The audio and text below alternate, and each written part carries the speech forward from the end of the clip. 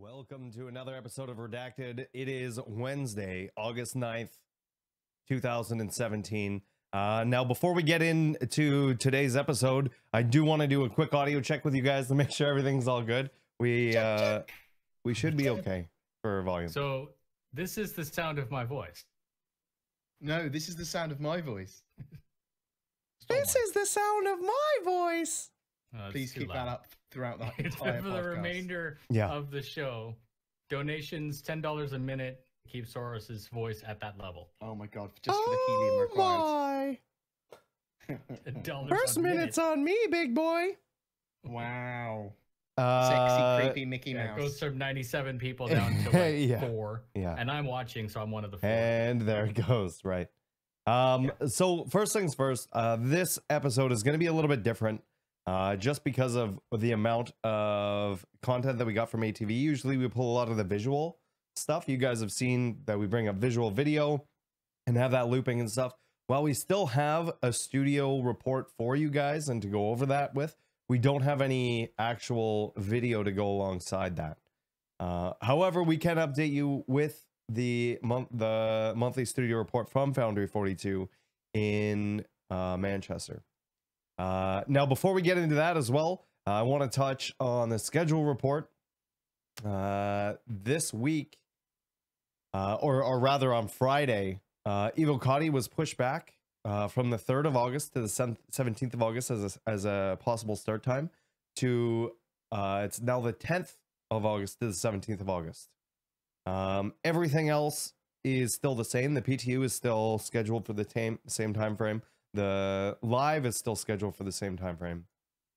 Do you guys think that this means that they're getting more and more confident with what that date is going to be, or do you think that this is just something that they're trying not to push back on the back end of the Evocati? I think they're relatively confident with the Evocati schedule, but there's stuff that they can only know whether or not it's an issue by having the Evocati. Right.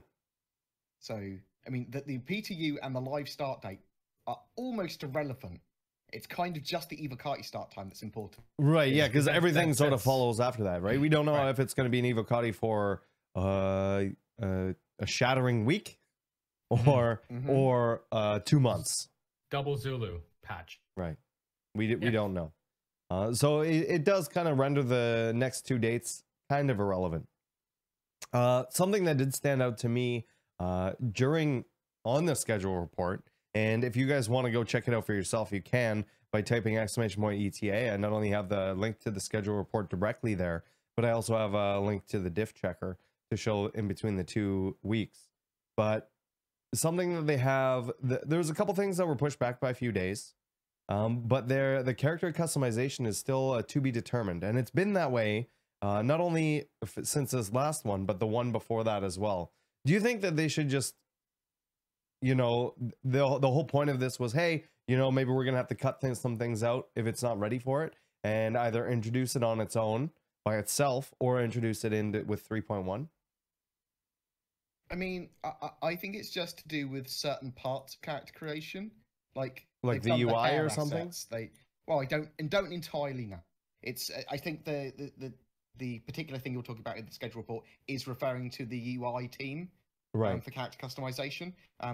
But I suspect that they will get that in whatever. We just might not get that in an Evocati release. We might just get a very rough form of character customization, or no character customization in the Evocati. Right. I would say, and do it later. I wouldn't say that. So the things that obviously feature complete, and when they say this is what's coming out with it. I hope that CIG is not getting concerned about something like character generation as being not necessarily a blocker, but as being something that the community will lose their mind over if they don't get it. Because the reality is it's not worth pushing stuff back over for sure. That's sort of what I was thinking, right? Is how heavily reliant are other systems on the character customization? Even if there's none, then it's something that at this point, any sort of change or update is going to be better. And there's already a ton of stuff that we know 100% that's already done and ready to go is ready. So how closely related? I think that the character customization and the items 2.0, how things attach to new skeleton, they're probably very well intertwined. They're probably very codependent. So that might be why it's all part of the same system. You know, I'm pretty sure that that's all actually been done or near completion. right? But it's just literally the UI elements of the character customization Oh, okay. stuff. And I think that's because that the UI team are getting hammered with so much other work to do. Right. It's like as they get to the end of 3.0 polish, they're going, oh god, UI stuff. There's lots more UI stuff to do, because as you get to the end, you go, oh, we need this, and we need this, and we need this finished. And the stuff needs to be polished, and they realize like this isn't as ergonomic as it could be. So the UI stuff is always going to be quite hammered at the end towards like the last sprint. When you can also see that if you look at the actual bar graph for the schedule report, that the thing one of the things that sticks out the longest is the UI. And actually one of the shortest things is the network, which is kind of dedicated team on the network. UI guys have to go across every system and go across UI, all UI, systems. UI. Yeah. Now I just want to remind everybody that we are taking questions at the end of this podcast. So if you have any questions for myself, BoredGamer, or Noobifier, ! Question in chat, or there's a link to a Google Doc down below the video, and you can submit your question for one of us. You feel free to ask us about our channels, Star Citizen, whatever. Do remember that we are not employees of CIG, so any speculation we give is exactly just that, speculation. While we do try to keep up to date with the most relevant information, some answers we just don't have. Happy almost birthday, Saurus, that I missed. Yeah, it was on Monday, so I appreciate it. Thank you. I put some cake emotes. Yeah, I saw. You know what, was quick sidetrack. I got an email the day before my birthday saying, "Hey, birthday cheers are here," and I'm like, "Oh my god!" I was like, "How does Twitch know my birthday?" I'm like, "They probably have it in my like partner stuff or whatever." And so I'm like, "Oh, okay." So I was gonna make bits for my birthday, because you can switch those out whenever you want. And I was like, "Oh, they made bits for this," and they're just saying, "Okay, I get them for a week or something." And so I go in and read it, and it's like, "Oh, this is when bits were launched last year, and they're doing it bits for their birthday. They don't even know I exist." Never mind. And I was like, saying, audio, BoredGamer and Noobifier apparently up a bit. Okay. According to Sid Vicious. Thank you, Sid. Let's do another audio test. 1, 2, 3. BoredGamer. Woo!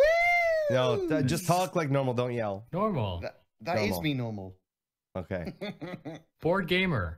Woo. Noobifier. Woo. Yeah. Wow. Yeah. So bad.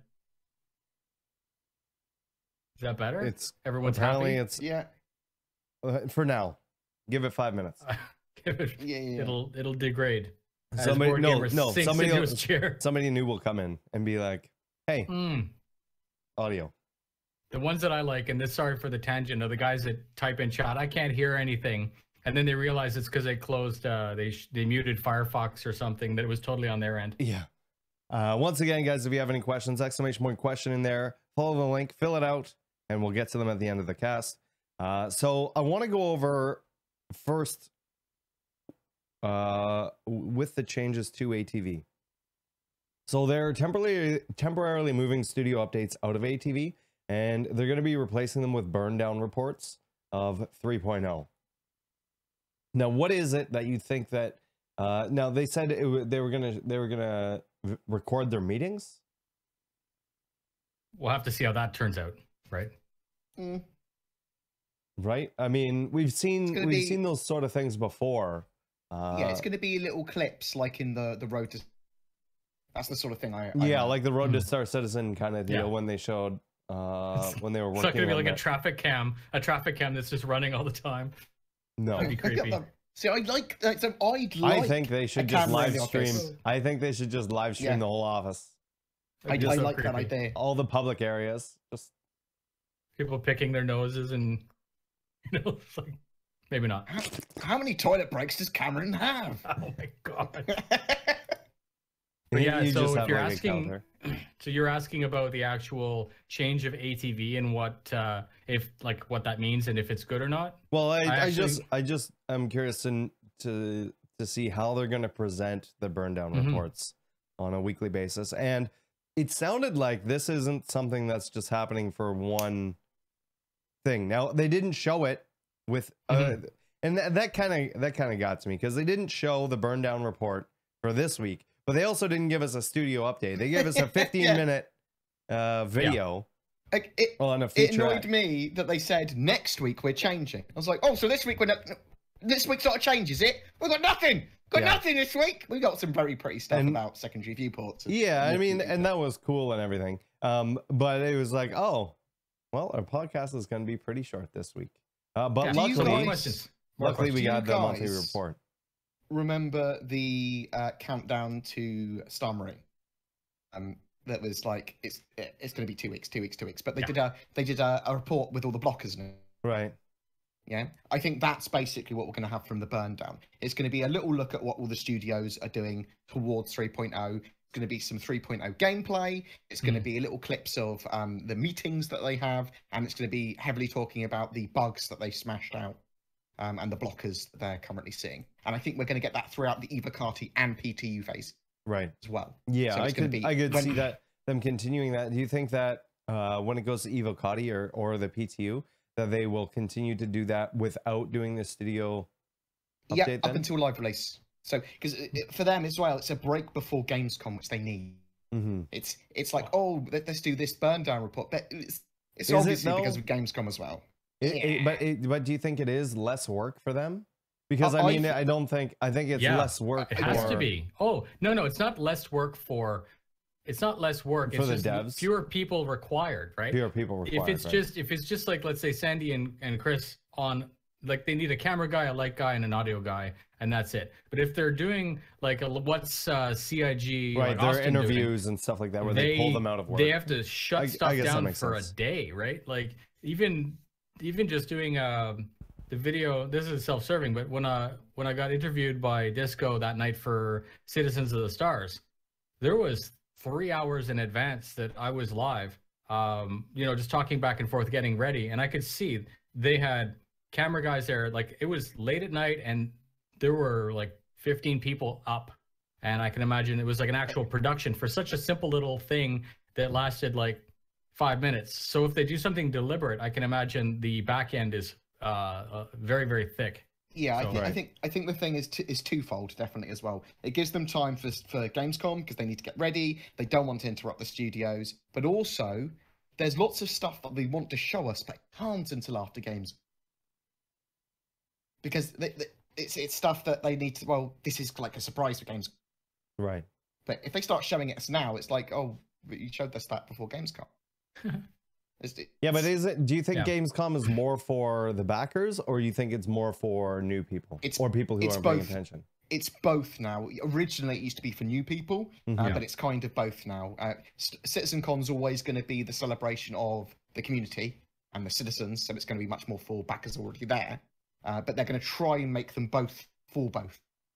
Like, I want to see what's happening at Gamescom. I remember last year, Gamescom's demo blew my mind.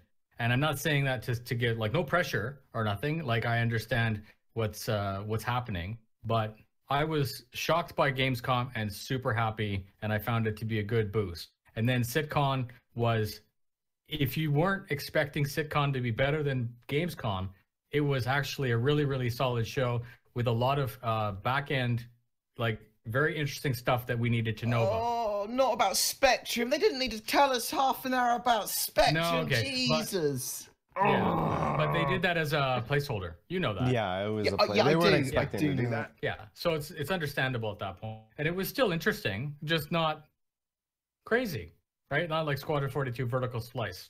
Yeah. Anyways. It just felt like filler. That was my anger. To answer your original question, I think that it's fantastic that they're leaving everyone alone to focus on, because it also infuriates. There's a certain component of our community that gets frustrated every single time. They're like, just leave the people alone and they'll let them do the work. So although I don't think it interferes with it as much as that, it's still psychologically good. The guy knows he's coming in on Monday. He doesn't have to be interviewed. He doesn't have to do anything. He just sit down, quickly check Reddit, and then start working on game development. Right? It's good, positive. BoredGamer's cutting out. So I've already changed it so that shouldn't be an issue anymore. There we go, magic. Yeah. Notice how we have wires coming from our. Trust no one. Well, you think my headphones are somehow probably an issue? I mean, they are those junky Sennheisers. You'll figure it out. Oh my god! Wow, shots fired. Oh my god! I can't believe you're upsetting my Sennheisers. Oh, I'm worried. I've got them too, just more wired. So let's jump into this information that we got was from the monthly studio report, which was put out. Which good eye on BoredGamer, because I didn't think we got a studio report at all for Foundry 42. So also, before I get into this, do you think we're going to get a monthly studio report with updates for everything? Yes, we'll still get that, because all they need to do is they'll be getting reports from each of their staff members and leads anyway. Still, so all they need to do is so all they need to do is disseminate that onto a monthly report. Although next month's monthly report might not exist because of Gamescom. They said something's not happening because of Gamescom. I can't remember what it was. Right. Ship sale. Just kidding. I mean, the ship sales are definitely happening. Definitely. Yeah, well, we're actually going to be talking about a few of those coming up. But okay, yeah. That, anyways. So you guys know where we got our information from. That's where it's coming from. If you're looking for a source, this wasn't from ATV. Of course, ATV did have the lovely holographic render to texture stuff. Really cool stuff. It's only I think the whole section is like 8 minutes or 6 minutes or something like that. With the other, can we talk very briefly about render to texture? Yeah, and of course. Secondary viewports. Of course. Before that, can we talk about the memes that came out because of it, where Darth Vader was standing in front of the Emperor? That's it. That's all I wanted to mention. Awesome. Yeah. Thank you, community, for doing those up. That was awesome. Made me so happy. So render to texture is nothing new in games. It's like baking textures. It's literally cutting stuff and putting it on another texture, whatever. That other games use that. The way that Star Citizen are doing it and the way they're implementing their engine though is very unique and efficient, because they're using it for HUDs and they're using it for stuff like that. And this has led on to secondary viewports, which is a method by which they literally have in-game cameras which record stuff and then paste that onto a texture. So you can have quite highly detailed stuff that doesn't take up much room resource-wise when it's rebroadcast, as it were. So you can do stuff with mirrors, and you can do stuff with comms, and you can do stuff with holograms, and it's all from live performances. Now, do you think, because the only reason that they do this is because of the MMO side, they don't need it for Squadron 42, because they could fake it all if they wanted to. They could do it all from pre-rendered. They could do it all from scripts or whatever. Yeah, but why would you? Like, if you're going to make the tech anyways, and from my perspective, and again, I don't know Chris Roberts, but what I understand, or what I detect, is that he doesn't want any compromises. He's already made a game with that, and that was what, 10, 15, 20 years ago. So why should he settle for that? The animated cutscenes, it's just a movie clip, and now it comes back to the game. Why would you do that if you don't have to? For Squadron 42, that's literally you don't need this render to texture tech. You don't need the secondary viewport tech for Squadron 42 at all. But it would be so baller. Yeah, but if they do use it, it still is. Yeah. It doesn't make things easier. And the other thing, I think the more important thing that you're overlooking is the actual size of the files, right? It makes it so the files are irrelevant. You don't need to have those video files, whether they're compressed or not. You don't need those anymore. You can just use your in-game assets, which is a lot less taxing for your storage space. And from a perspective of do you know those do your own story books where turn to page 52? They don't need, they're not forced down a particular storyline. Remember last week we were talking about having like one NPC be able to say 30 different things and it'd be more random. It's the same thing. It's all pathing, right? So if you are standing here or you're standing here, there could actually be a different reaction because it's not a cutscene, because it can I be more suppose you dynamic. could delay an NPC so much that they are unable to change their clothes before the next scene. Yeah. And then you could see that. I mean, that's quite cool and quite clever. Yeah. It's just, obviously, it's much more MMO orientated, that tech, is all I'm saying, is that the only reason to make that, really, in my mind, is because of the unification of Squadron 42 and Star Citizen. I was always originally thinking that Squadron 42 was going to be quite separated from it. They could use loads of scripting if they wanted to. They could fake a load of the AI. But they do seem to be going down the route very much so of unifying it all, so it's like this beautiful simulator of their own game. It's weird. It's weird. It's just a weird thing. It's because games haven't been done like this before. So as frustrating as that is, like, we're all like, well, just launch the game. Like, we want to see Squadron 42. And I know it's like been a year we were going to see it, and now it's almost like literally a full year later. And you're saying, why is it delayed? If we were about to see it back then, why wouldn't we have seen it now? And I'm basically, everyone knows that I'm a bit optimistic about the game. In all of my videos, I usually tend to favor that way. Right. The more is done for Squadron 42, because there's that parity between the two different games. There are two different games, but they're not really. The tech is the same. They both get better as we wait longer. And I'm not saying we should wait longer, but I'm saying is there's more commonality. So what BoredGamer is saying is like, well, they could fake the AI. Yes, they could fake the AI, but then that's faked AI, and that's not a representation of what the game is supposed to be. And it's certainly not what it's not what I'm waiting for. I want the next level game. I want something that's mind blowing, right? The people like spend hours just looking at something going, my God, I can't believe that they did that. And yes, there's a limit. I get it. But I'm a little bit more on the idea of waiting for greatness than rush and launch. Saurus was telling me about Hellblade before we started the podcast. Yeah. And I was like, oh yeah, I saw a couple of clips from it. But he was like, the faces are by Free Lateral. And I was like, oh. Which is the same company doing the faces for Star Citizen. Yeah, and the same database. And this is why that you see similarities between some of the... And you'll look at it and you'll feel familiar. The thing is being able to go, and this is a little side tangent, but if you get the chance to actually play the game is probably the best situation. But even if you watch some streams or watch some YouTube videos on that game, it gives you an idea of the kind of quality you can look to expect from Star Citizen. In like terms of, but that's vessels and eyeballs. That's like an 8 to 10 hour single player game. And this is a giant multiplayer MMO. 10-year game. 10-year plus now. Jeez. I could only hope. Well, it will get played for many Calgon, years take me away. Yeah. All right, let's jump into the monthly studio report for Foundry 42. This is for Manchester. Once again, I apologize for lack of visuals this week. We don't have them, and I can't sneak them out from anywhere. They can visualize it with our words. Use your brain thoughts. Yeah. Use your brain thoughts to make the picture happen. The Eclipse is being worked on right now. So the torpedo bay, the ladder cockpit, and flight mode.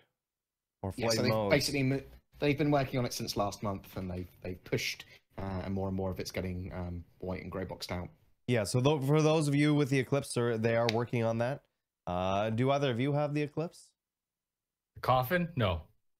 I do see the merit for it, but to me, that's you're asking for it, right? That's a really touchy ship. But anyways, I know I'm going to regret not owning one. I think it's going to be really good on planet side, because I think it's going to be able to fly really well in atmosphere, and it's going to be useful on when we have static ground defenses. You're going to be like calling Eclipse in to bomb this target. Right. Come in stealth. So yeah, I'm excited to see what they do with air to ground, especially things like the Gladiator and those other air quotes missile bombers boats and things. They've also finished the Cyclone, which is good news. So do you think that the Cyclone is going to be coming in 3.0? No. They pretty much confirmed that wasn't a thing, but you're going to get an Ursa if you have a Cyclone. So at least you'll be able to play something. So maybe are the notes incomplete, or am I misreading it, or is there something that they need to continue doing with the Cyclone to get it in? So I don't think they want to add anything else into 3.0. before it goes out. I mean, if they start adding more and more things, it will be like, well, there's a load more bugs, and it's going to be another month before it's released. So right, the fact that it's Cyclone's finish could also mean not necessarily that the UI to go with the Cyclone, the animations to get in and out of the Cyclone. It's also the AA, how the turret works, all the item ports. right. So Well, it could be just the base, right?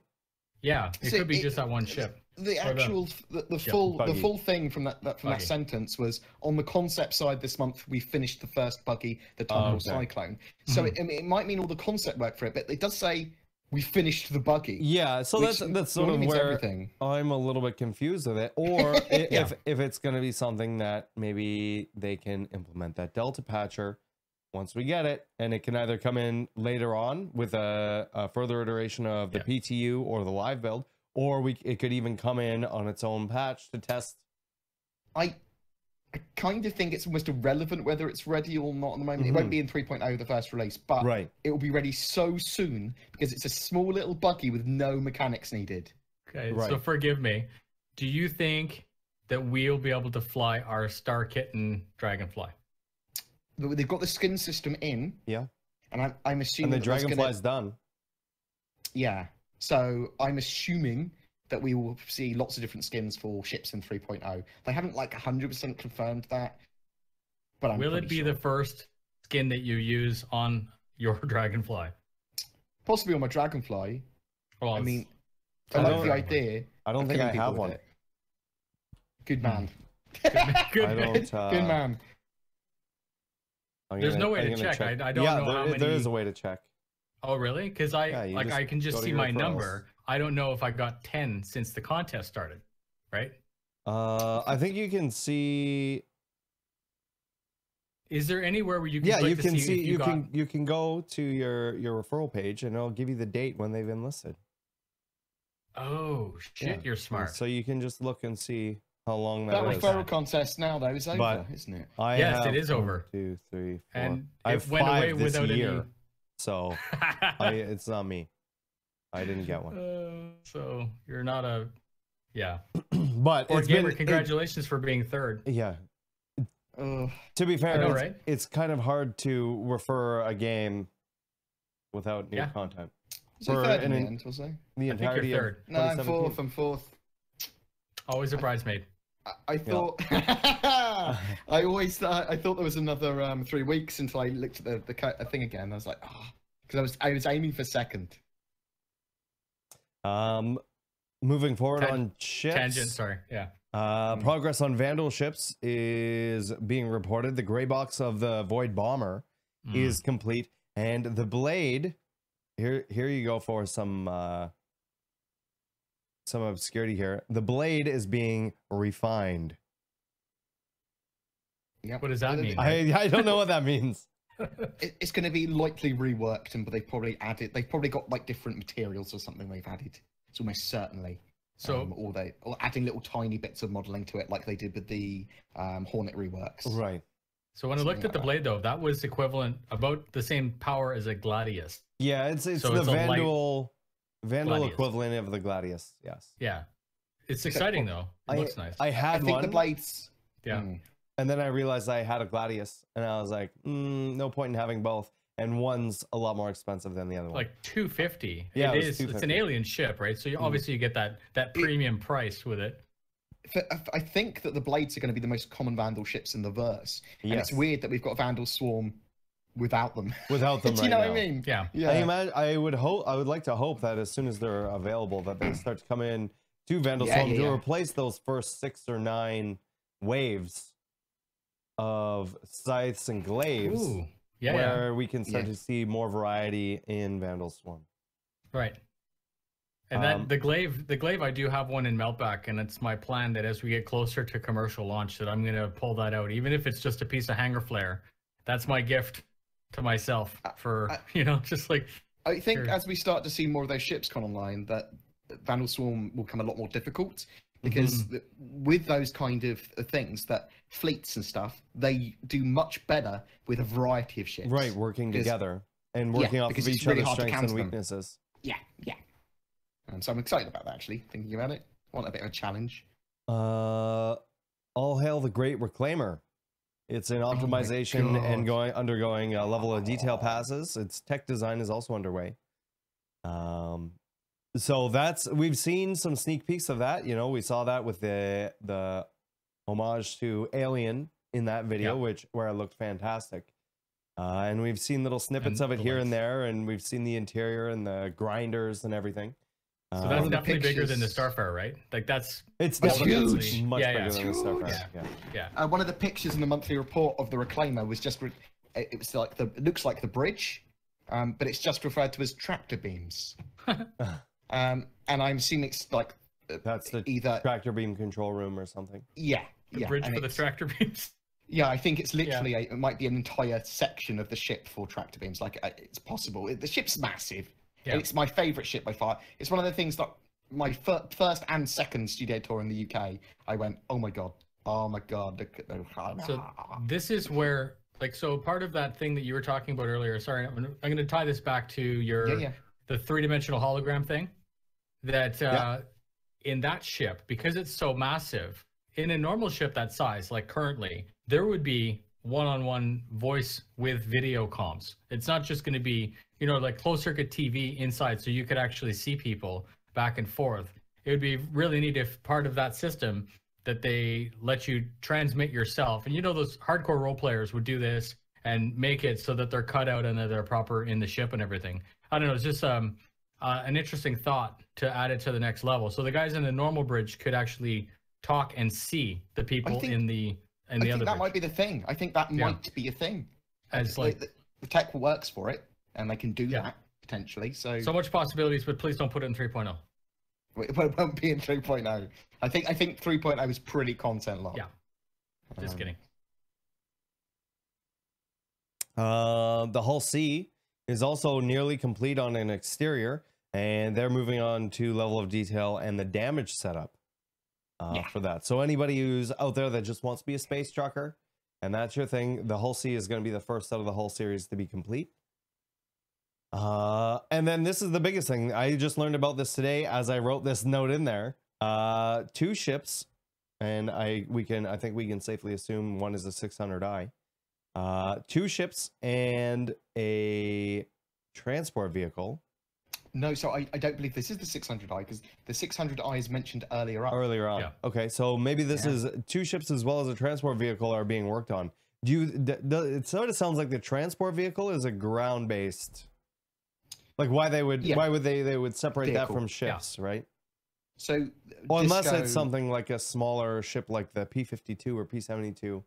Well, they said that there's another tumbrel ship coming on, another tumbrel vehicle coming on later this year. So I'm assuming it's that. But it might not be. I don't know if you guys have been around. We did a little bit of speculation and if I could introduce a thing into the game. If you know what the Ripsaw is, it's like a tracked tank, but it's really fast and can jump over stuff and whatever. Was it in Fast and Furious? I think they use that in Fast and Furious. Yeah, it's like that crazy. Yeah, and like crazy long suspension and very fast. Yeah, and they just threw a gun on it or something. But I would like I wanted to see, because they said previously that they have a track system working. Right? Yep. Sean Tracy said that, and we haven't seen any tracked vehicles. And I was like, this would be really awesome as a Drake. Obviously, I'm a Drake fanboy, but as a Drake thing, or another company like Apocalypse Arms or Drake or different companies that are like that are kind of like their version of a militarized. Yeah. Well, I was assuming it was going to be a tracked version of the Ursa, like an APC. That's what I was assuming, possibly like maybe amphibious or something. Right. That was my assumption. Because it fits. We sort of went down a rabbit hole when we were watching those videos, and it's actually quite surprising how many of those different vehicles that are amphibious. The things that we have vehicles now that look like the Ursa. We have vehicles now that look like the Tumbrel and all this other stuff. And not only are they all of everything that they are in the game, but most of them are amphibious as well. They may not be very fast in the water, but they are amphibious and able to go through, which is... So the Cyclone has a jump jet, which would be interesting. So depending on the gravity, even if it was a small pond or something, maybe you would be able to get enough speed. You're up against a cliff or something. right? You're able to sort of again, it all comes down to that skill-based reward where the person who has enough experience driving that, and they know how it behaves, they know what piece of rock they have to go off to get it to behave a certain way. So again, bring it on. You know, it's hilarious. What do you guys think the 2 new ships are going to be? Any ideas at all? No, but I know they're not going to be fighters because they've already confirmed that. Like I'm stating the obvious, right? Wow. Let's hope. They said after the eclipse, they're done with militarized ships for a bit, and this hasn't been a bit. To me, a bit is 6 months. We know the 600i is coming out, et cetera, and I would expect this to not be. I would like to see some smaller versions of ships built for a specific job, like salvage. And well, we have things like a Herald already, right? Like a salvage ship, a small repair ship. Yeah. Right. So the salvage version of the Prospector. Right? Yeah. That size, so one person. Or like a Herald. Yeah. You know, that sort of class of ship that fills those roles. Maybe something. I know we have the Cutlass Red, and we're gonna learn more about that probably in the near future. But it's something maybe more towards the medical stuff, because right now we only have the Endeavor, or even like a science ship or something like that isn't, you know, the Endeavor. I suppose a small recovery ship would be a good idea. I know we've got the Argo, but they haven't got any jump drives. Right. That's not a good ship. That's a parasite for the Aegis. Yeah. But one of the variants for that is going to be a recovery version for recovering the game changer ejected. Would you like to see more the Argo is the game changer. EMP ships? Sorry. We only have the one with the Warlock at the moment. So I'm thinking EMPs are going to be really fucking important, and e-warfare in general. And I'm thinking we're going to see probably more of it on the ground in the near future. But I would like to see more e-warships. In general. Definitely. Yeah, because right now there's so for E-War you've got the Sentinel, right? The Vanguard. Yeah. And probably not the Herald to a point, and Terrapin is more of a scanner, not really an E-warfare. Yeah. So you're right. That's kind of Terrapin will be good at lurking. Yeah. Lurking ship.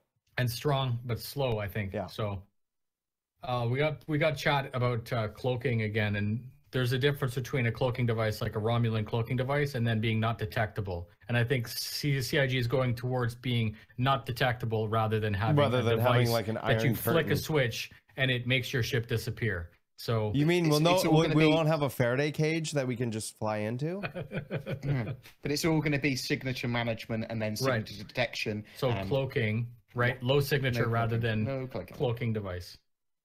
Yeah, no cloaking at all. Now, moving out of vehicles with the Foundry 42 update, they're talking about the Sun Shadow system is being worked on to work better with extreme ranges of shadows. So something that you see a lot with not just Star Citizen, but a lot of games is once shadows start to become a certain length, they sort of just clip off. And I don't know what that reason is, if it's a memory issue or if it's something else. It's probably shadow memory pools. Probably. Yeah. But they are working on extreme ranges of shadows on planets and moons, and they mentioned they can exceed 10 kilometers or even more. That's insane. That's crazy. Having 10-kilometer shadows that are simulated. Yeah. Because it's based because the planets are really important rotating. for the morning and the evenings. Right? You obviously don't have those shadows when it's 12 o'clock. You know, the sun's 12 o'clock. Not as in, I'm trying not to say that as time, because everybody's gonna be like, it's not 12 o'clock on that planet. You don't know what. But as in, like, the star is right above you. 12 o'clock where you're standing. That could be different. If you're, like, for example, on the Cloud planet, if you're on Crusader, Cloud City, there might be platforms directly above you, so you only really get shadows if the sun's directly above you, stuff like that. Right. Like thinking outside the box. Right. I'm just trying to keep it as basic as possible. Oh yeah, gotcha. But the one that, like, I've been on a range and had an F-18 fly over, and that shadow flies over with it, and it's so, like, that level of, if you see a saber fly over you but you see the shadow coming first kind of stuff, having that opens up a lot of possibilities. And also I forgot what the fuck I was gonna say. It just adds to the environment, and I think that the environment is really important, especially when you come into planets and stuff like that, and to be able to add to that for, you know, dusk and dawn and all times in between, that it just adds to that and adds the immersion and is able to push the boundaries a little bit and continue doing that.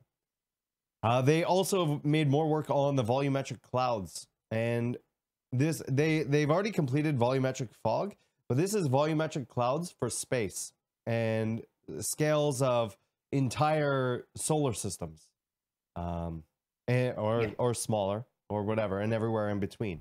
And this is going to add a lot to the next thing here, which is like the spacescaping, right? So the dust clouds how they look and feel, the asteroids and you know, how they look like rings and things like that from a certain distance, and just general space ambiance at all, overall have all received tweaks.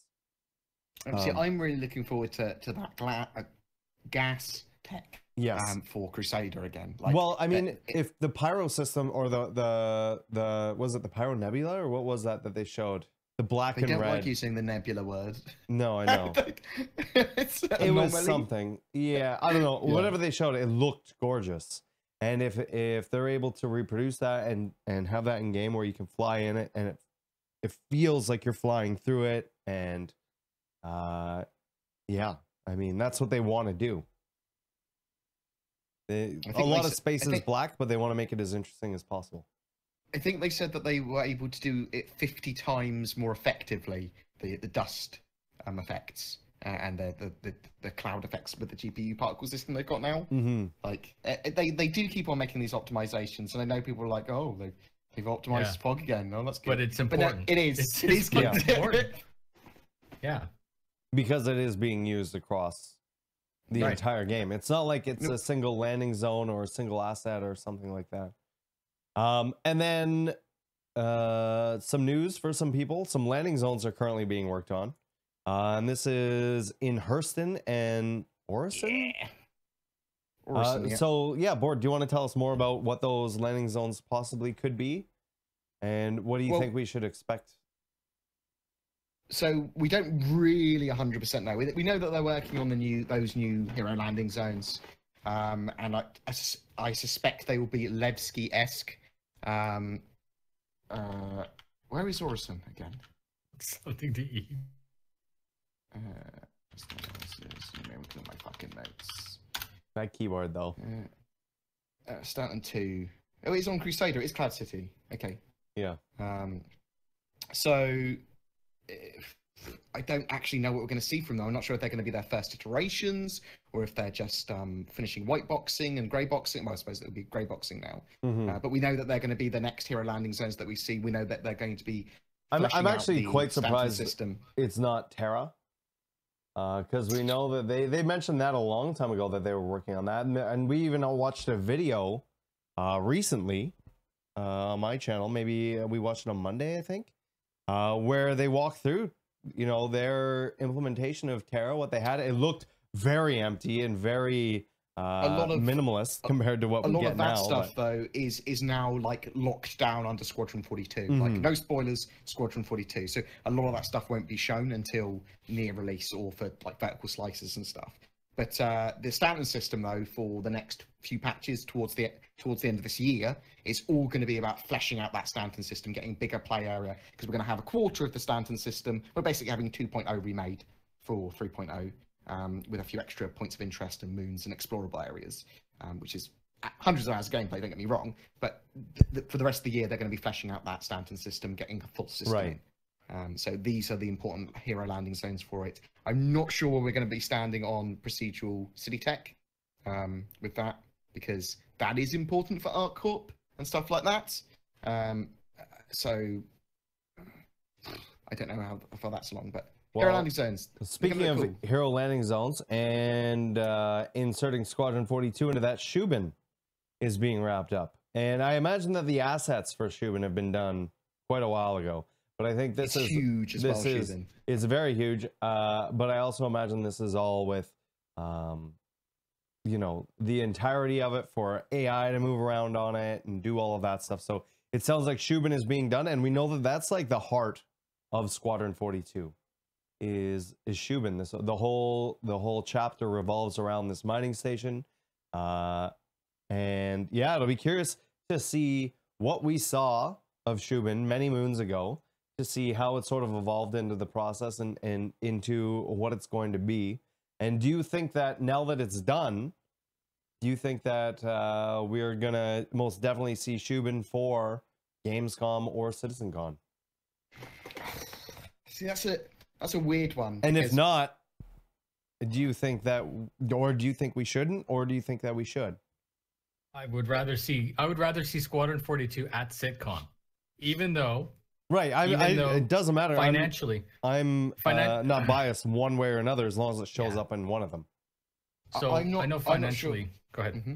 Go ahead. Well, I'm not sure if we'll see Shubin at all in a vertical slice. I think the vertical slice will be much more generic of just being on a Idris or a Javelin or a Bengal, and then go through a mission. I think some of the like more story elements they're not going to want to show in a vertical slice. They just don't want to show like this is the pre-briefing, this is the briefing, this is you getting to your ship, this is you doing a mission, this is all the cool stuff that can happen, and this is you getting back and having a debrief. They want to show that as a vertical slice, not any story elements. Mm-hmm. And I feel that Shubin is too much of a story element. Yeah, the function rather than the story. Yes. Right. Yeah, like what I was thinking was they would do like a fly around or fly through of Shubin.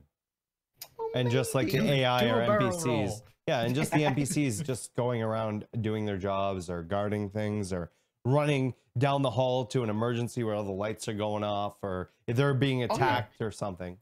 I can't tell what's a spoiler or not anymore. My ability to work out if something's a spoiler, I don't know. In my opinion, a spoiler would be a direct, like, a dialogue. Anything outside of a dialogue. Or, like, if something like a kingship warped in to start fucking up Shubin, which is probably going to happen. But if they confirm something like that, that to me would be a spoiler.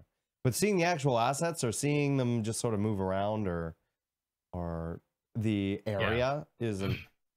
Yeah, I pretty much assumed that every single thing I've accepted the fact that following the alpha, the game is going to be spoiled, right?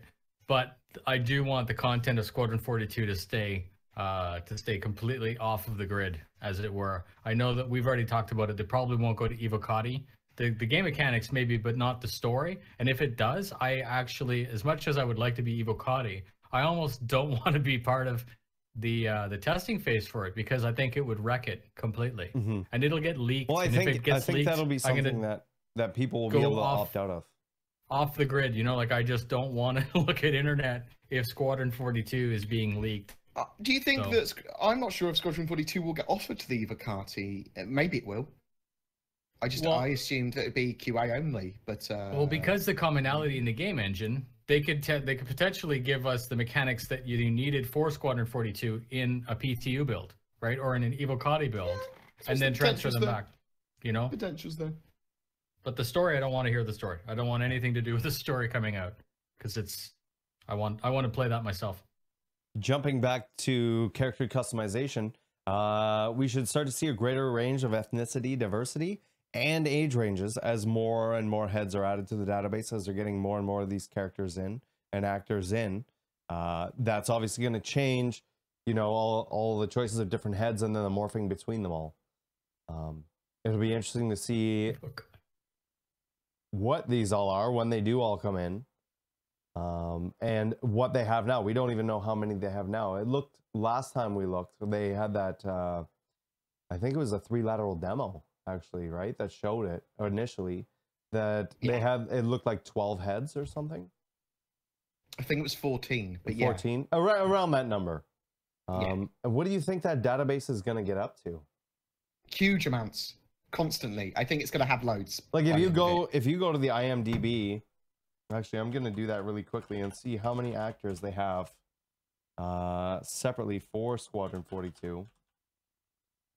And this is not counting anything from Star Citizen or anything else. And none of the randoms that they may have scanned. You know, like whenever they set up the apparatus, I don't know how long it takes, but let's say it takes a certain period of time to grab someone's face. Once that apparatus is set up, they could have just said at the lunchroom, "Hey, come on in, and do you want to be in the game?" So you're right. It could be very diverse. It could be a lot of different options. I do think that it is every backer's dream to have CIG put them in the game. Naturally. Like, please put my face in the game. I mean, I think you already have, to be honest. It's well over. It's well over 70. For that we know of as well. And yes, I would go out of my way to get a trip to Serbia to go to 3 lateral and get my scan face. Well, that's where they're based out of. Yeah, but don't forget too. There's each one has a slider, right? So just because the face is the way it is, you also have the ability to move everything. So like limitless, almost. I guess if you can't make almost limitless. Yeah. That statement hurts my brain. No bullshit, right? When I went to PAX South at the Intel booth, they had a thing where you could scan your face in to be in a couple different sports games and GTA. And it was at the Intel booth, and you waited. The line was insane. I didn't end up doing it, but you waited in line, and then you went in and you had their scanning stuff, and then they would make a file or whatever, and I guess email that to you or whatever it was that they did, and you were able to put yourself into the game with the modeling and the textures and everything. Now, Legion Victrix, I know, works at Ubisoft and is joining us in chat right now and works on, I believe, mocap and stuff like that. And he says that you can scan someone's face within seconds, but it's the prep and the makeup before, which takes about an hour. I know, Bord. Makeup? Bord, you do. What are you saying? I'm beautiful. You also need to naturally. shave your beard. Whoa, no. This just hair. I know, work. that's 6 months of work for him. Yeah, because if you shave the beard off, then you can make it dynamic and move. As you move, it'll my face is dynamic. You can use NVIDIA Hairworks or whatever it's called. My beard doesn't hold it in position like a clamp. Listen, I will shave my entire head, hair, beard, eyebrows, whatever, if I could get scanned into the game. I will baby powder my face so good. So good. So weird. That's so weird, but Listen, it's very dedicated. I'm dedication down. to his craft. Yeah, I'm down. Moving forward, this is something that I know, Newfire, you had some questions about, and I don't have answers. But no, PvP player bounty system is now complete with the proper code in place. More information? My God. I put the more information in there because it's like there's no more information other than that. So specifically, the paragraph from the PU Live design team from the Foundry 42 UK studio report says the player versus player version of bounty hunting missions was completed with a proper code system that expands previously flowgraph version found in 2.6. So what does that mean? So I believe it means we have bounty hunting technically already from 2.6 onwards, which was the naughty man, the fly naughty man, follow him around. Public enemy. Public enemy, yeah. Public enemy mission, and that sort of stuff. So I think it's going to be a lot of evolution on that, and it's basically going to be these people are bad, go kill them for a reward. It's going to be as simple as that in that iteration. I think. I have no idea. I pulled that out of my ass, but that seems to fit them best. It fits the most with what we know. Rabbit hole confirmed. Now's the time to go to the bathroom, ladies and gentlemen, if you don't want to hear this. But I was going to make a video, part of the job series, about Bounty Hunter. And, I mean, it makes total sense. Bounty Hunter is a very straightforward concept. You put a bounty on someone and some guy goes and collects that person. But this brought up, it triggered me a little bit because I actually wasn't able to make that video because there were so many unknowns about how the game mechanic might work. Specifically, if I put a bounty on, let's say, BoredGamer for $50 million, or 50 million credits, and then someone is tracking him and he logs off, right? And then doesn't come back for 6 months. BoredGamer just has basically reverse trolled him, right? He's basically preventing that person who wants to bounty hunt from bounty hunting. So kind of, and not really. I mean, so then let's say the guy put in 10 hours I know, but let's say the guy put in 10 hours of work into hunting BoredGamer down, and just as he found him, poof, he goes for dinner. Right? Yeah. Anyways, I didn't mean to, like, you can understand why the video... But we know that bothered there's me. going to be a logging thing where it's like, you can't just log off. No, Right? I You know, can't but- have a gun pointed to your head and be like, yeah, I'm going to log No, I off know. now. But at the same time, let's say BoredGamer has an alternate, and he knows that he's accumulated so much bounty that the community, the entire community is after him. So, And he's okay. like, no, I'm going to go use my alternate, and then I'm going to go bounty hunt myself. Like, what? You know, like... Okay, so let me There's put just so this much- in sort of a real life context. Say there's Okay. a bounty on you, Fire. Mhm. Okay, real life. Bastard. I'm like, okay, I'm gonna go find him. I work all my way across Canada, sniffing out the trail.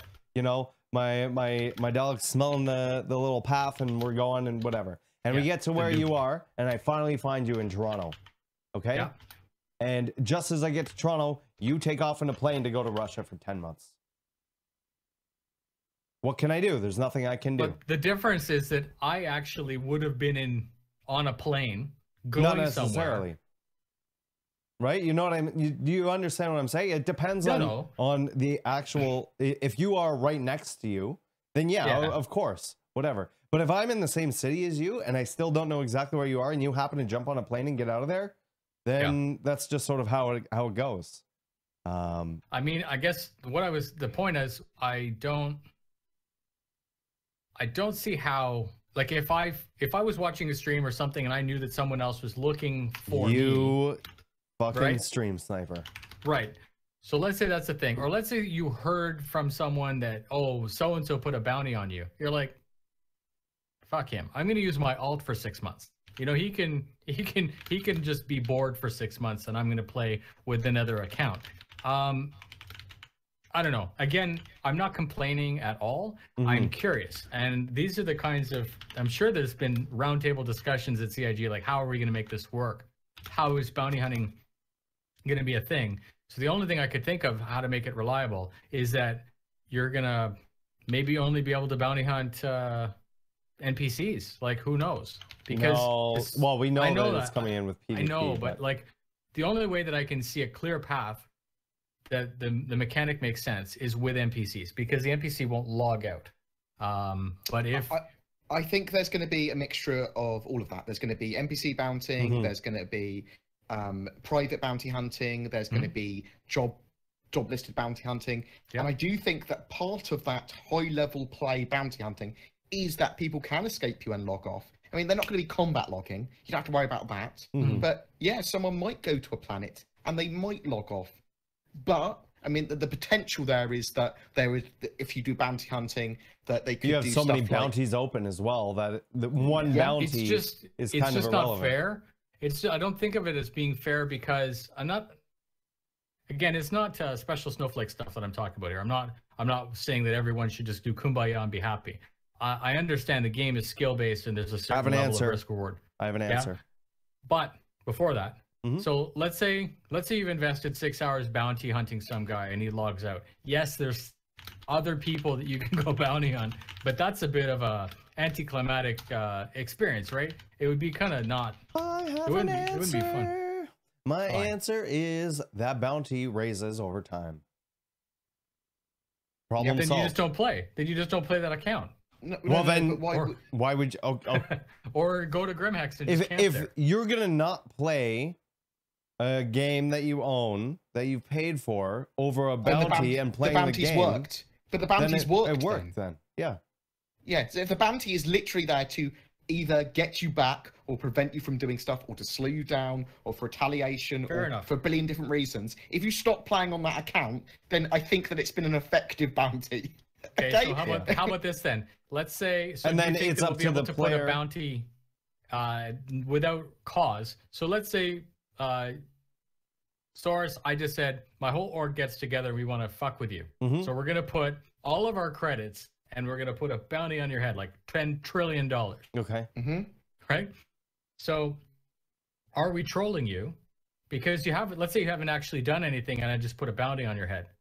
Is that something that you think should be in the game? Yes. Yeah. I agree as well. And I think one of the things that you'd have to do is that would effectively be an illegal bounty. Well, the other thing too you'd have is to do it outside of legal space. What's worth it? What's worth it more to me? To die once? Or for me to not ever play the game. Yeah, and for me not to play. Like, if anything, I win in that situation, right? Why would you in the middle of free space and blow yourself up and or come get me? Just tell my own org, hey guys, we're gonna earn some money. Yeah, gorgeous. Right, you know what I mean? So there's solutions to that. But if you have, say, like a normal bounty on someone and they aren't able to play for 6 months at a time or whatever, then you can either choose to keep that mission or move it or kick the mission out. But what I would do in that situation is I would keep the mission in there and forget about it, and maybe just check on it, see if they've logged in or see if it's active again or whatever. Maybe it goes inactive when they're offline, right? And then so when it's active again, it could be worth more because the longer he evades that bounty, I imagine the price would go up. Yeah. No, I like it. So there's you're definitely... Yeah, it's making a lot more sense. It definitely has more possibilities. And you never would have a bounty that was worth significantly more than what the actual bounty is worth. Yeah. Right? So you wouldn't have someone trying to kill themselves. You would never put all of your money in your org unless I had killed and destroyed so much of your shit that it's cheaper for you to put all your money in your org to kill me than it is to replace all of those things or some sort of revenge, and it's worth it for you. For me to die once. Yeah. My only concern was those people that are really, really rich in real life. And I know there's limits to how much credit you can buy. Right. But some guy just opens up like 6 accounts and goes and buys $1 trillion. The credit says, screw you. What the fuck, source? I want you dead. I'm going to put $1 billion bounty on your head. And it's real money, like $100 US or $200,000, whatever. It's just exploitable in the opposite way. It's literally Saurus would benefit out of that because he had one of his org mates. Then it's like, I would just get, even if you couldn't do an org mate claim your bounty, you'd be like, yo, Bored. Here, I'm going to do you a favor. Give me a ship. Thank you for the free credit.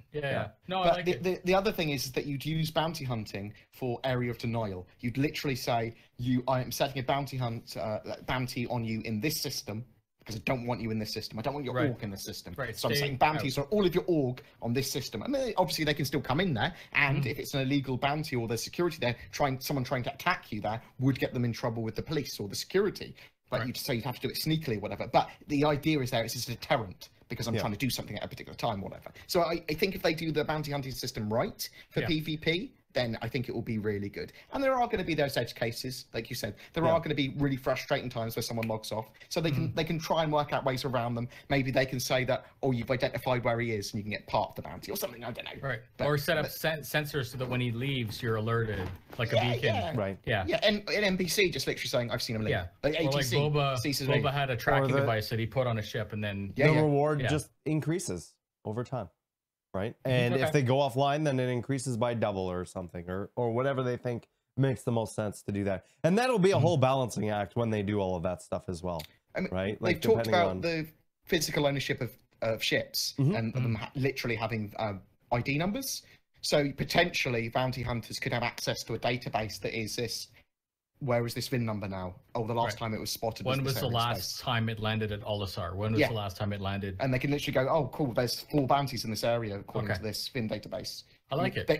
I think there's a lot of potential for bounty hunting to be actually quite good. It's the only issue is if you're trying to track one person for a long time, then it gets frustrating. But I think it will be there'll be a lot more people to fight and lots of things to do. But and I'm seeing some questions about bounties and stuff like that in chat. If you guys have any questions about that, feel free to put them in the question thing, !1 question, and then we'll get to them then.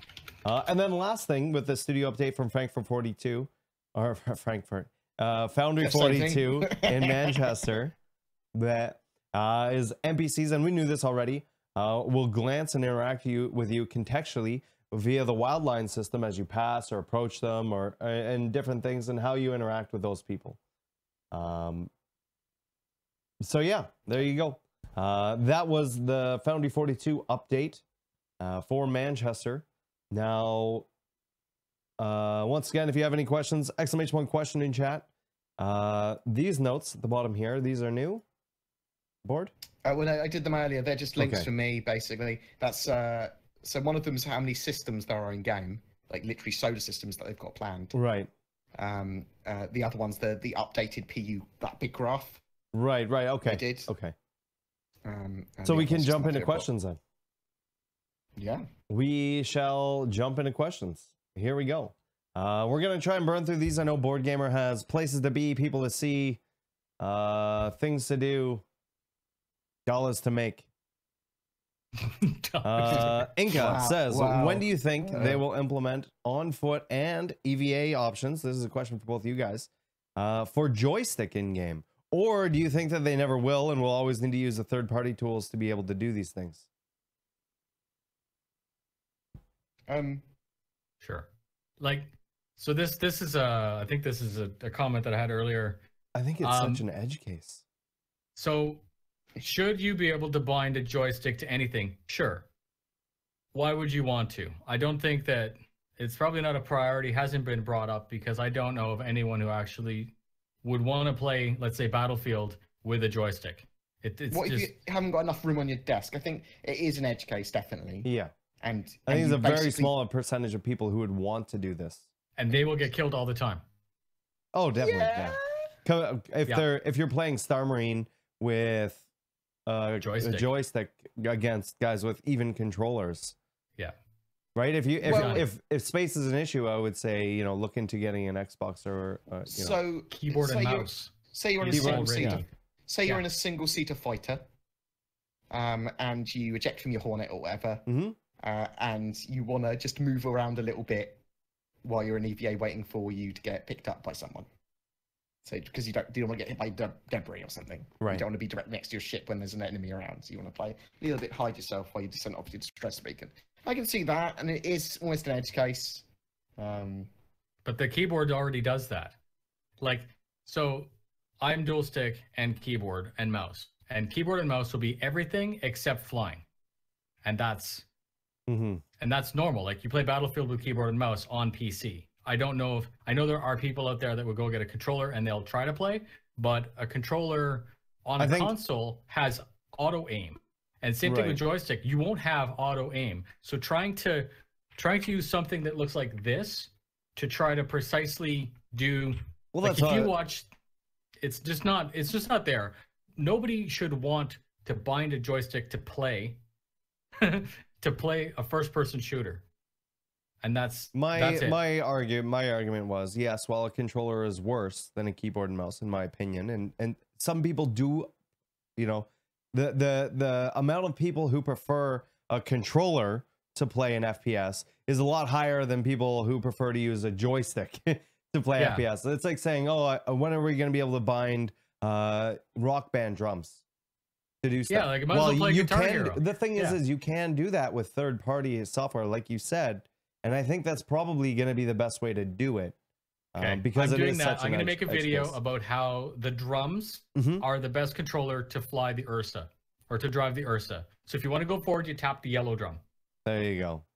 But Inca, thank you so much for the question. Yeah. Our next one's from Darksteel Studios saying, once salvaging and repairs are implemented, do you think it will be possible to construct a ship from scratch? I.e. find a hull, engines, components, bring them back to your hangar, and build a ship?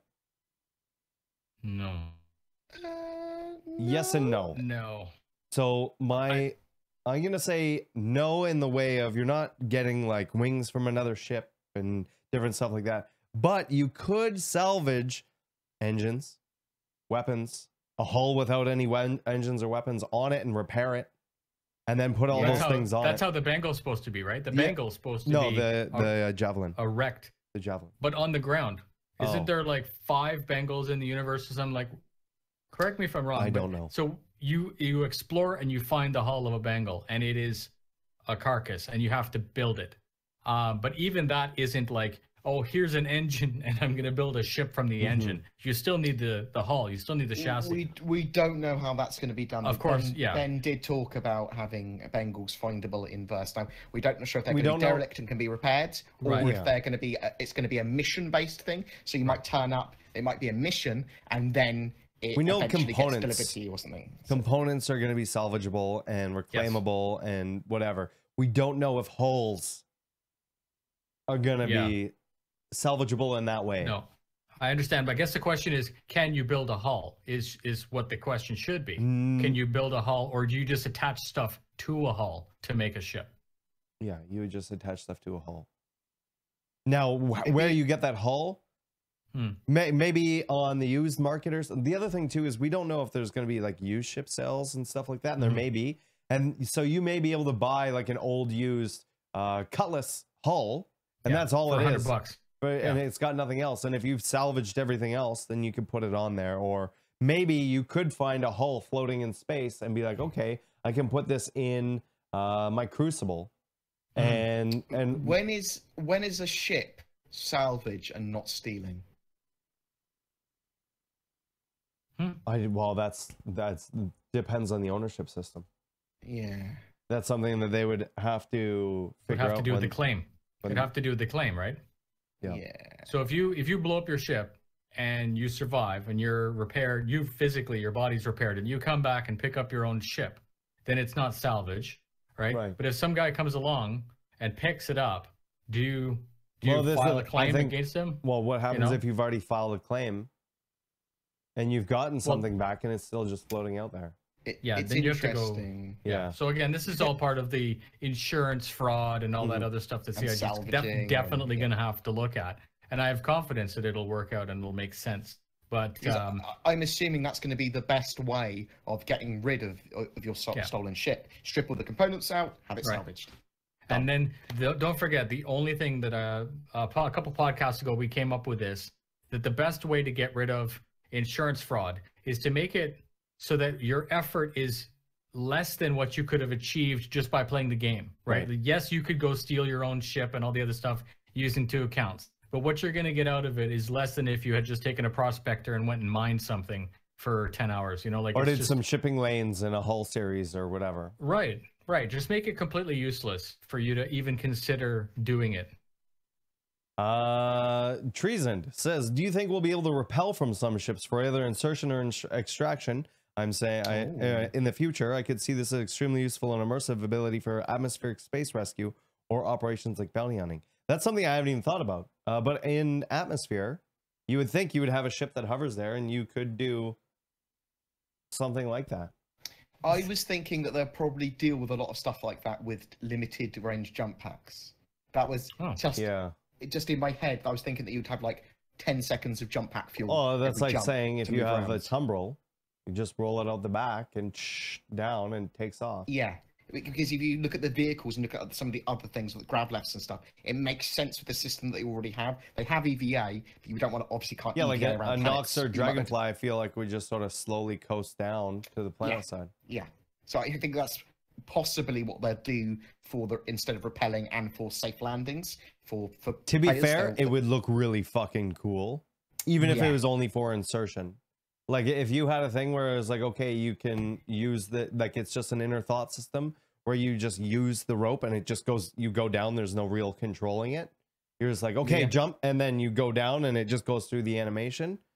So would impacting on the planet's surface though. Yeah. Like if you're jump jetting down, you're like, and it just like 5 seconds before you hit the floor, it you got that little dust cloud and stuff. Yeah, and like to do that in Titan armor and stuff. I mean, that would be fucking amazing. That's what's known as in the superhero movie genre. Yeah, like the hero jumps, like the Spider-Man landing or the Iron Man landing or whatever. Treason also goes on to say, do you know if the legitimate orgs, what are you trying to say? Legitimate orgs. Like say a mining org will be able to hire a less scrupulous org like pirates or something as security without the hired org's methods affecting the reputation of those that hired them. Probably. You should be able to.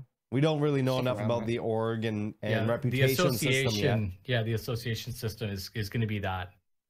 I mean, the problem is that I'm sure you can hire anyone to do anything, but will they do it? If the problem with them being unscrupulous, being a bit of a dick, is that you don't know if you can trust them. Yeah. So it really depends on what your relationship is with that person and or org. Yeah. 11 Charlie ENG says, new to Star Citizen, so sorry if this question is well known. I know that we are all excited for 3.0, but will there be a 4.0? And do we know what will be in store for that? So we do know that it does go up to 4.0. A year ago, we knew what 4.0 was supposed to be. Right. If that's an answer to the question. The thing is the project is very liquid. So things do sort of change and stuff. Is that page still up though with all the 3.1, 3.2? It's only got 3.1 and 3.2 on it now. But I took screen captures of it if anyone's interested. It's likely that 4.0 will be new systems. It will literally be new solar systems.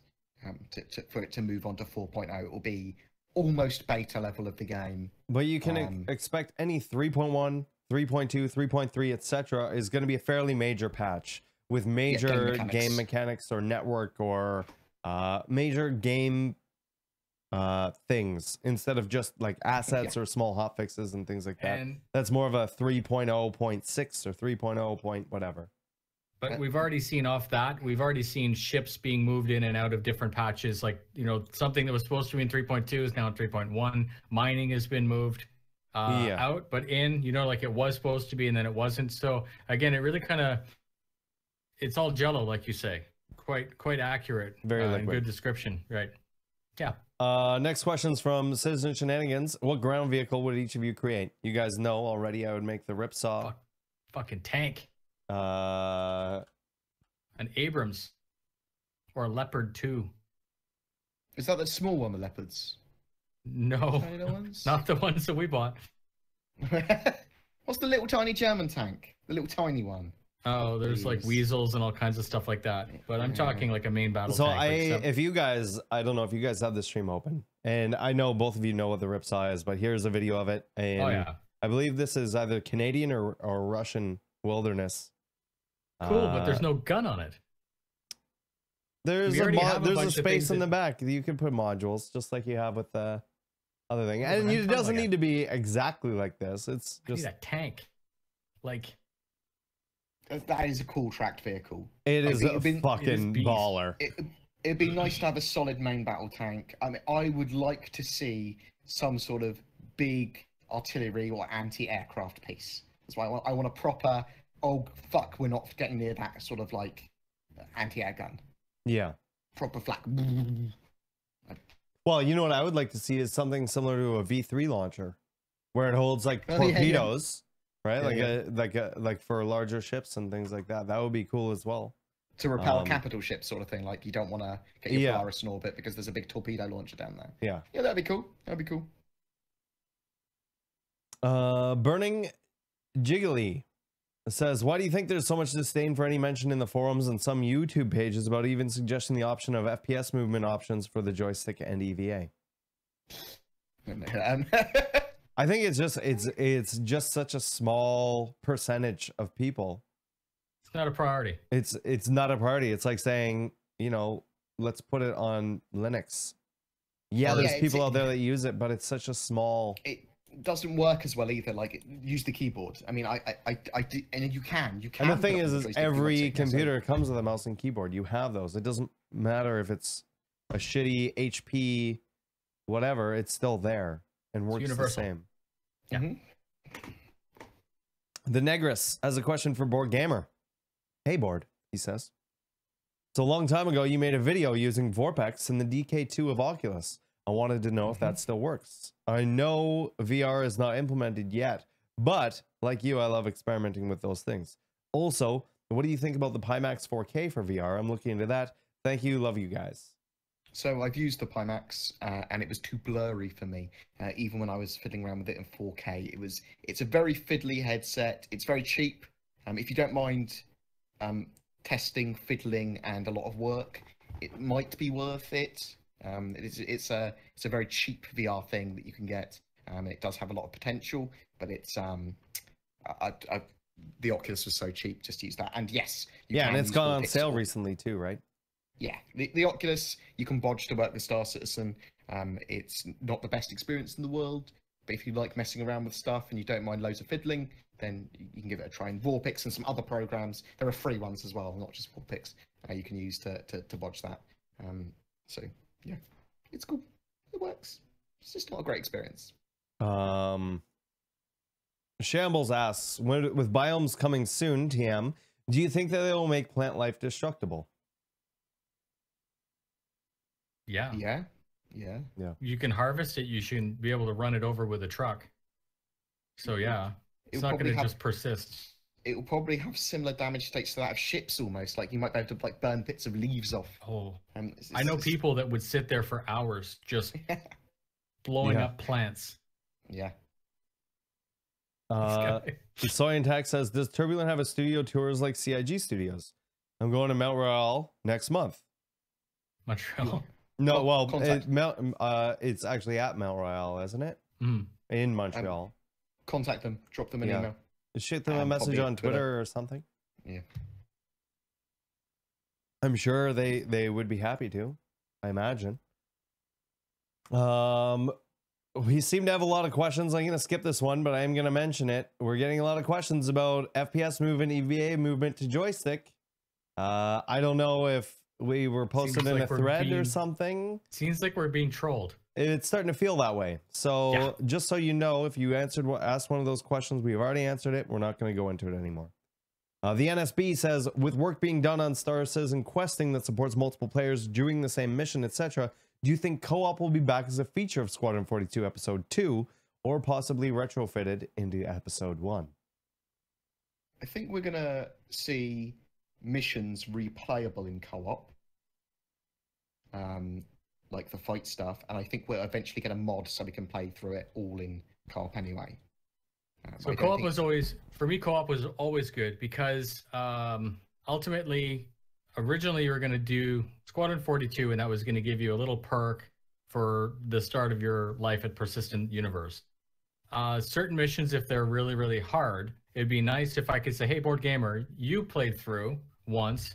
Would you mind going through with me and making, not necessarily playing the game for me, but you've done that too, Saurus. You've done almost a carry, right? A carry through Wave 18 so that people can get the Caterpillar or something like that. Same idea. And again, the whole point of the game is teamwork and fun. So what's more fun and teamwork than playing co-op?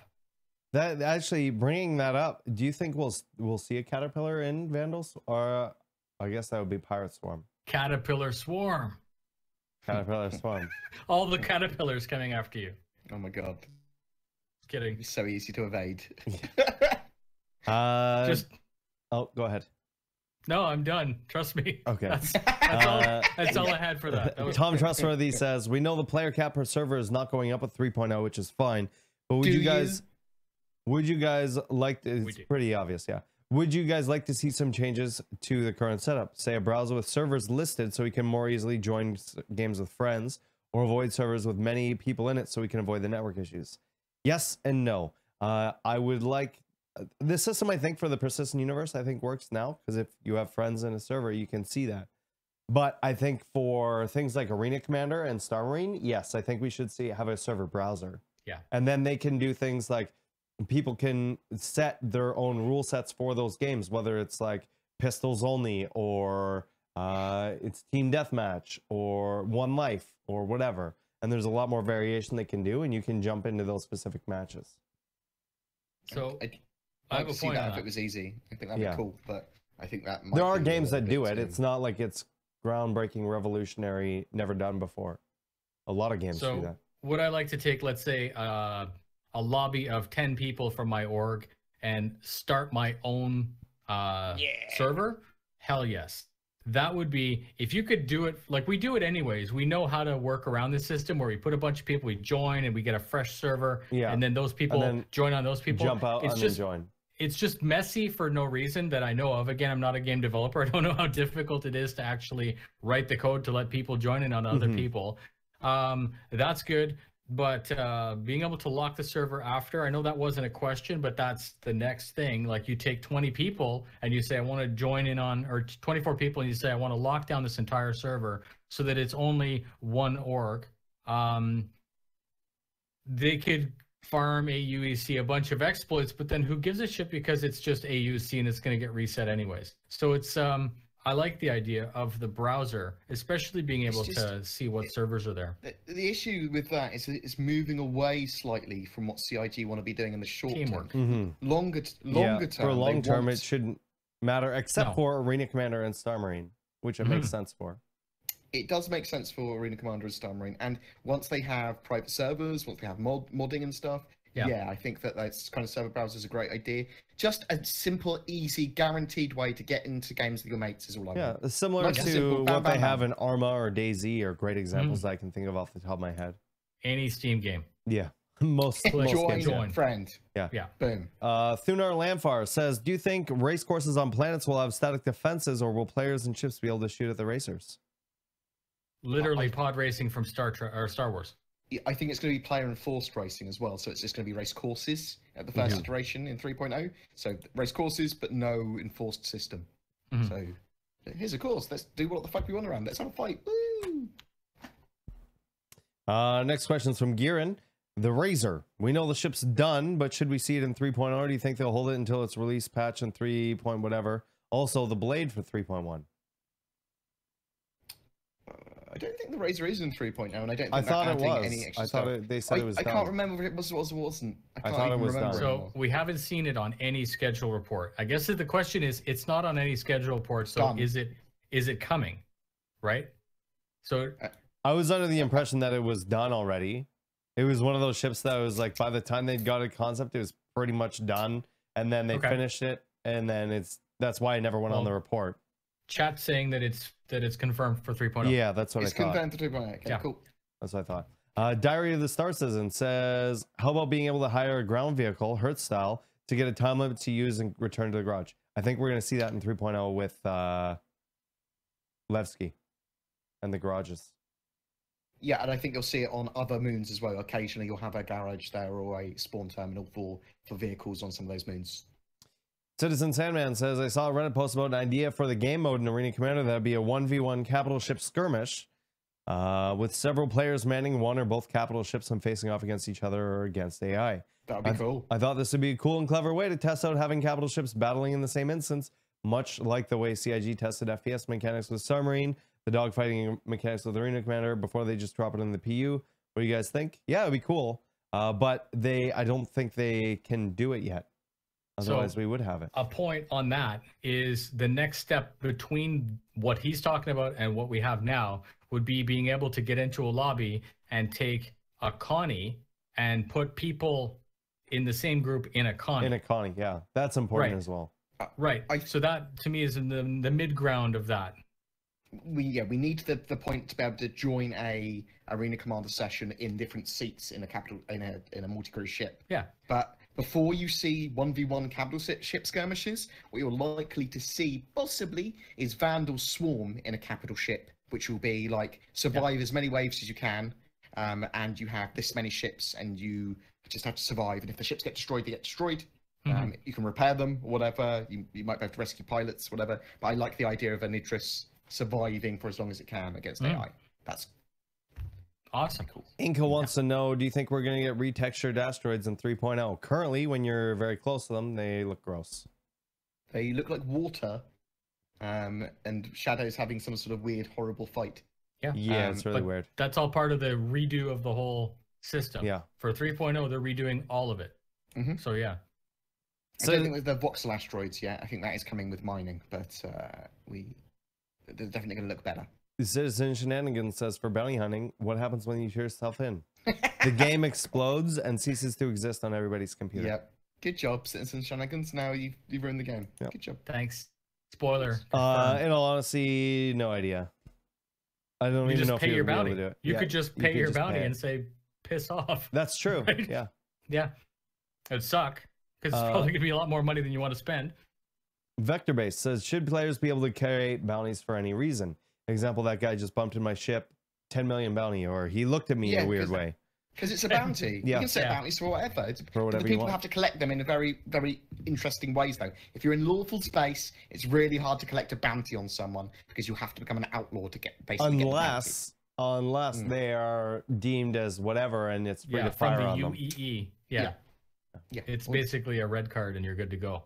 Apollos says on bounty hunting, what about a system where they take someone from your NPC family? Oh, I see. The thing is not everybody will have an NPC family, so. No, but another way of looking at it would be like, let's say you had AI with you, Oh yeah, you could set a bounty on one of their NPCs. Yeah, the guy goes and kills your NPC instead of you. You're your first officer. It's like, that you've oh trained for hey, you ages. have a really good turret gunner. Yeah. Or they just steal your ship. They just impound your ship. I mean, how would they get that for them to get that That would be information? so dirty. Would be It'd be hard. It would be hard, you- and if they did, then worth it to them, I guess, right? Yeah. Interesting. Yeah, interesting thought to think about. Tom Trustworthy says, "How do you think crimes and murders will be tracked on a player? The same way they are now." Yeah. Yeah. You did something bad, you're red. It will be In a broken specific down zone. as well If you're by system seen- and stuff as well. I think also Yes. if you're seen doing it and other things that will make it more complex and more Yeah, it will like, get, give it'll it get more like depth than what it we will have. have a reputation system as well. Like you are more hostile to these people. If it's private security that witnessed the crime, might not necessarily be a crime to the UEE. It might be a crime to pirates. It might whatever. So there will be a more complex system as it gets older and older. So Tom also adds on to that, what if you steal or whatever? And it's the same thing. If you're caught doing it, then sure, an automatic thing can go on you. But if you're not caught doing it, then you're not caught doing it. Whether it be by cameras or NPCs or other players or whatever. But if you're flying around in a stolen ship that's reported stolen, that could still land you in trouble. Right. Like Later. obvious. Yeah. But if you go and steal, say Board gives me access to his hangar and he's got some guns lying around and I go and steal them and no one sees it, then no one sees it, right? If I go and steal some cargo out of the back of somebody's being ship, part of his org and doing a job or mission for him versus stealing? Like how how would the he- computer know? yeah. Yeah. And then he could screw you around and say, yeah, hey, Soros, go pick up that stuff and it's good to go, go take it, and then call it an APB on you. So again, these are all the questions of like, where do you draw the line? Where do you trust? Well, it's cool because I like that when we get these first iterations of these systems, we'll play around We're with them. going to test those and we're going to and- abuse the shit out of that system. And some of those stuff that become exploits will become game systems that they edit, and some of them will just be removed. And that's the cool thing about the open development. That's what I actually like about it. We get to break the game to fix it. Yeah, or to make new mechanics out of something that was broken. Yeah. Next question is from Aragorn BH. Do you think that Star System will not allow org mates from collecting a bounty? Could there also be time delays if a player leaves an org just to collect the bounty before they can rejoin the org? I mean, that could solve that. No, because then people just use alts, right? I would just make a second org that I can collect bounties on. So no, it has to be a lot more tracked than that. Yeah. I suspect though you can set quite vigorous stipulations on bounties, like this is only available to my org. Right. Or this is Or to everyone, available to my network of orgs or whatever. Yeah, or only available in this system. Yeah. Stuff like that, because you might want to use it as an area of denial. Diary of a Star Citizen says idea for bounties. When your crime stat gets too high, you move to another system where they don't know you. Eventually, your crime stat will drop and become an outstanding warrant, similar to even in game now where it goes down over time. Eventually, your crime stat will drop and become an outstanding warrant, so you can go back to the system and must stay out of trouble, so the police will ignore you. But if you get caught, then or bounty hunters are looking for you, they have that GTA warrant. 5, basically. Yeah. That's very specific to independent systems. To have your crime stat not affect you in the system next over, they'd have to be a different security force or a pirate system or something. If you're in a UEE space and you start causing trouble, if you move to another UEE system, they're still going to go, "Oi, that's you." That guy. And still go after you. So, hey, friend. Hey, buddy. Hey, don't call me buddy, friend. Oh my God. I'm not your buddy, guy. Fucking beautiful. Windlord. Do you think that CIG's lack of a clear and easy navigable website, as well as insisting on showing $15,000 ship packs on the front page of the Play Now section, has irreparably damaged the relationship with a large part of the gaming community that haven't necessarily backed the game? If not, I think it makes. What would you do to mend that and get people back on your side? I mean, my whole thing from the very beginning has been don't show that stuff until someone has a game package. But it hasn't damaged anything. Like, in my opinion, it hasn't damaged anything because those people weren't going to buy the game anyways. Or we're just going to complain. They're just going to bitch about it. So now, let's say you're 2020 or whatever, whenever the game comes out, those people will still buy the game and still play it, having not gone through the process. So the $15,000 ship isn't there. It's definitely not there to attract people. Like, don't get me wrong, that's a no-brainer. But the $15,000 ship package is there for those people that are really believers, like they really firmly believe, or they're super affluent and they just want to support the game development. It does. It scares new players away though, because they look at that and go, but pay those to win, people what the fuck? didn't bother to take the time to figure out what the game is about. But So it's the first. okay. No. So this is it though. Like, I agree with you because we've been following the project for a long time. But when it's on effectively the main page, when it's easily accessible, you look at it as one of the first things you look at, and lots of the other information doesn't support and doesn't explain it. Well, so I don't. Website is awful. It pushes people away per se. I think that it could be implemented much better. Of course. And that implementation is just like I said. You know, only have basic ship packages available. Period. Mm-hmm. You know, like, up to like the I said constellation. before, this ship has like bestseller, like a big sign on it that says "New citizens start here."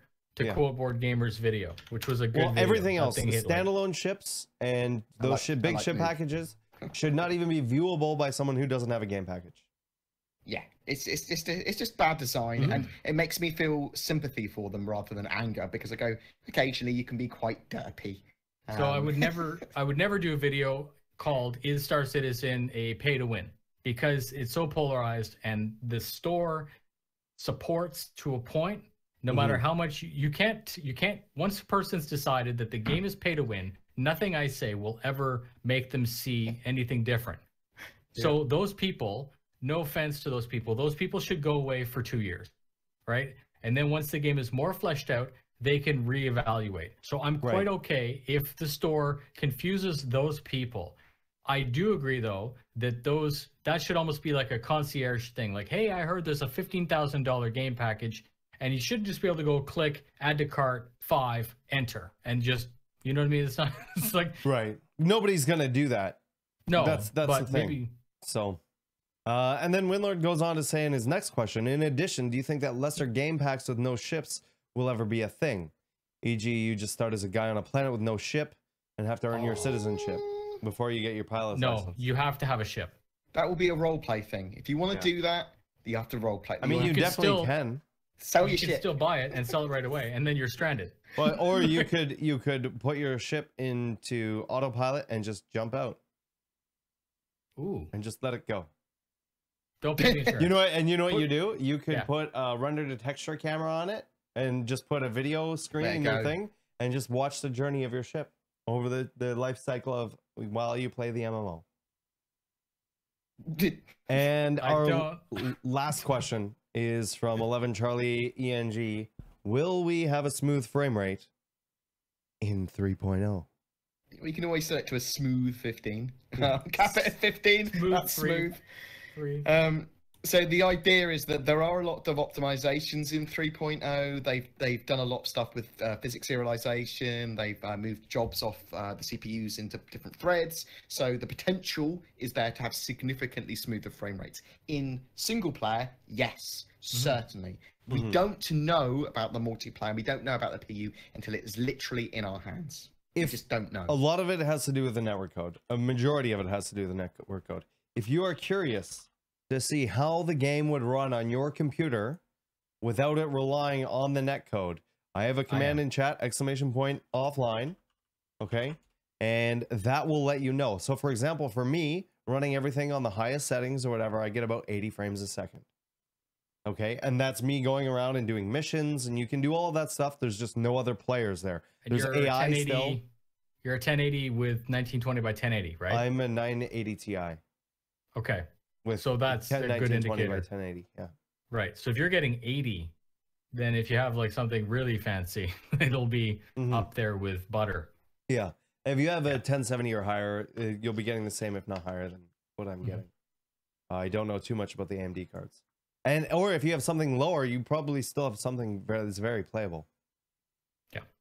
But that being said, that is our last question for the podcast. I want to say thank you once again for Bored and Noobifier joining me, and all of you lovely people in the audience or watching at home and listening in the car ride on YouTube or SoundCloud or iTunes or wherever it is you got this from.